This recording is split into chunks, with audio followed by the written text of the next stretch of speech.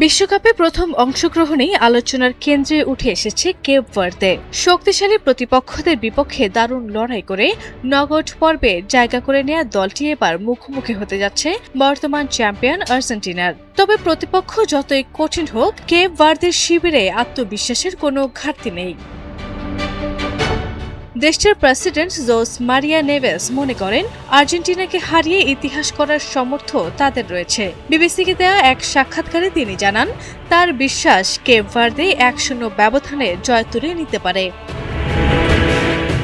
Rainbow অ্যাক্রোপ্লাস্টে acrylic এমালশন থাকায় মুছে ফেলা যায় যে কোনো দাগ সহজেই। Rainbow paints, colour of joy. নেভেস বলেন, আমরা জয়ের জন্যই খেলতে নামব। যখন কোনো দলের প্রতি প্রত্যাশা কম থাকে কিন্তু সেই দলের জয়ের তীব্র আকাঙ্ক্ষা থাকে, তখন অনেক কিছুই সম্ভব।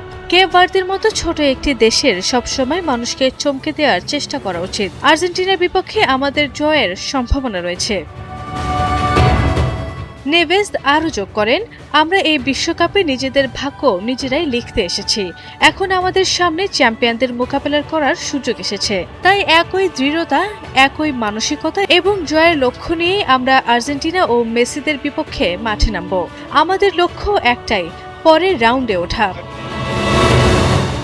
বিশ্বকাপের গ্রুপ পর্বে কেপ ভার্দে নিজেদের সামর্থ্যের প্রমাণ দিয়েছে। স্পেন, উরুগুয়ে ও সৌদি আরবের মতো প্রতিপক্ষের বিপক্ষে পয়েন্ট আদায় করে তারা শেষ 16 নিশ্চিত করেছে। একই সময় উরুগুয়ের হারে তাদের নকআউটে ওঠার পথ আরও সহজ হয়ে যায়। অন্যদিকে দুর্দান্ত ফর্মে রয়েছে আর্জেন্টিনা। গ্রুপ পর্বে প্রতিটি ম্যাচ জিতে আত্মবিশ্বাসের সঙ্গে নকআউটে উঠেছে শিরোপাধারীরা। কাগজে কলমে এগিয়ে থাকলেও প্রতিপক্ষকে নিয়ে ভীত নন নেভেস। আরভি ইসলাম হিমু, এনটিভি অনলাইন।